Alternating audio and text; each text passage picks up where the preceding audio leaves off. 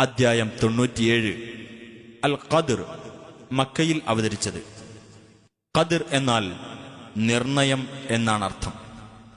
വിശുദ്ധ ഖുർആൻ അവതീർണമായ രാത്രിയെ അഥവാ നിർണയത്തിന്റെ രാത്രിയെ സംബന്ധിച്ച് വിവരിച്ചിട്ടുള്ളതുകൊണ്ടാണ് ഈ അദ്ധ്യായത്തിന് ഇപ്രകാരം പേർ നൽകപ്പെട്ടത്.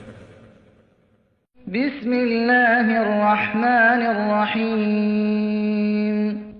ഇന്നാ അൻസൽനാഹു ഫീ ലൈലത്തിൽ ഖദ്ർ.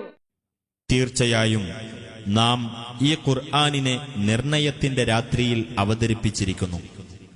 വമാ അദ്റാക മാ ലൈലത്തുൽ ഖദ്ർ.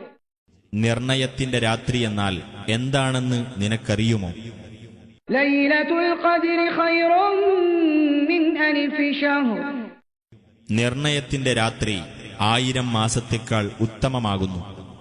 തനസ്സലുൽ മലായികതു വറൂഹു ഫീഹാ ബിഇദ്നി റബ്ബിഹിം മിൻ കുല്ലി അംർ. മലക്കുകളും ആത്മാവും അവരുടെ രക്ഷിതാവിന്റെ എല്ലാ കാര്യത്തെ സംബന്ധിച്ചുമുള്ള ഉത്തരവുമായി ആ രാത്രിയിൽ ഇറങ്ങിവരുന്നു. സലാമുൻ ഹിയ ഹത്താ മത്ലഇൽ ഫജ്ർ. പ്രഭാതോദയം വരെ അത് സമാധാനമത്രേ.